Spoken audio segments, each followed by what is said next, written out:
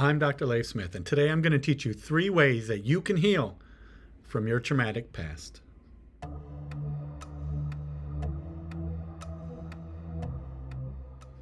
The first way that you can heal from your traumatic past, no matter what has happened to you, is to use a technique that I recommend to everybody, and it's a technique that I've used in my life since I think I was 13 years old. That technique is to use a journal. Now, before you say, oh God, here we go, hear me out. Journaling is a powerful way to work through issues from the past. Why? Well, we're taking our thoughts, and our thoughts are electrical impulses in our brain, basically. We're taking those thoughts and we're clarifying them, getting them out on paper. We're turning them into something real. So the idea is when we can get those thoughts out of our head where they are swirling around, where they're continually triggering us, when they're making us feel depressed, making us sad, making us worried and anxious all the time because we keep remembering and keep having the same thoughts over and over again. When we can journal, when we can get them out, when we can sort them out, we start to have clarity. We can also start seeing patterns emerge from our past. Why is that important? It's important because if you can see the pattern, then you can now change the pattern in the future. So that makes a lot of sense. There is a value also of revisiting what happened to you once you get it all written down. There is a value in there to revisiting your past. You see these patterns emerge. You can take a third-person view of your first-person life. Everything you've gone through up until this point has been first person. Well, when you write it down and you close your journal up and you come back later, you can look at your life a little bit more objectively. Over time, you can do that.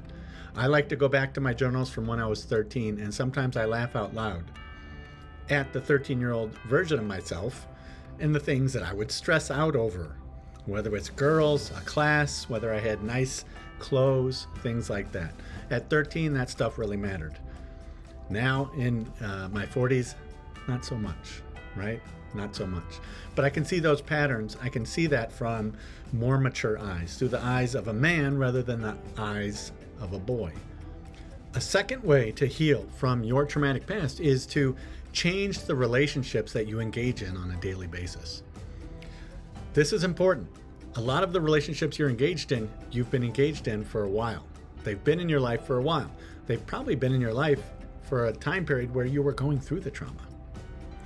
Some of these relationships contributed to the trauma or made it worse, or they weren't there for you during the trauma. We need to constantly refresh our relationships in our life. If we're going to get past what we went through, we need to have different stimuli in terms of the people around us in our current life. So you should always be refreshing your relationships. You should always be looking for new people in your life as friends, as acquaintances, as colleagues, people that can push you, people that you can trust, people that you can confide in, people that you can learn from, people that will make you better, people that will push you to learn. Refresh your relationships. Don't engage in the same old relationships all the time. Every year you should be adding new relationships to your life. That gets you further and further away from your traumatic past. And the third way that you can heal from your traumatic past is you need to make an adjustment to your mindset. You need to make an adjustment to the narrative that you are sending out into the world. I have had to do this in my life. I grew up one of 12 kids. We were poor. I think I moved 8 times before I was the age of 18. So I was living in 8 different houses. That sucks. It's hard. We didn't have money. We were on welfare 2 or 3 times that I can remember. Never had a car when I turned 16. All my friends did. Yada, yada. As I get older, I start realizing that narrative was holding me back. The narrative of woe is me and look at where I had to come from. And I started behind the 8 ball, right? I had to start changing that narrative. It just doesn't work for me anymore because, number one, people don't care as much as I want them to, right? Second of all, why would I want them to care that much about my sad sack narrative? And that's how I'm describing it, right? Why would I want pity for what I've been through? Instead, I've changed my narrative. That is something that built me. That adversity is something that I am thankful for, because that pain taught me a lot of lessons. I cherish the people in my life. I cherish the opportunities I have. I cherish where I live. I cherish what I do and who I help. I wouldn't be able to do that if I hadn't been through that stuff. But I've also had to change my narrative on that and change it from something where I was a victim to something where I'm more of a hero. And I've overcome, and I've used that for good. So we need to change our mindset on things. If we do that, then we can adjust the course and the trajectory of our lives.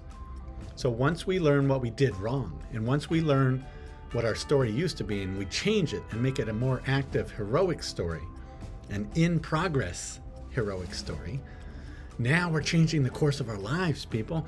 Now we're headed in a different direction than we were before. It's not just all the old sad stories and narratives again. It's a new one. It's a fresh one. It's one where we believe in the future, where we have something to do, we have something to give back to society. So we need to adjust our mindset, and we need to adjust our narrative. You can do that actively. If you go back to technique number 1, you can do this in your journaling. Once you start seeing what the old narrative is, you can start adjusting it and scripting, just like you would a movie script, scripting a new narrative, a new explanation for who you are and what you are about now that you've overcome your past. I'm Dr. Leif Smith. Thank you for spending a few minutes with me today. Please subscribe. I'd love to have you as part of my community. And I will see you in my next video.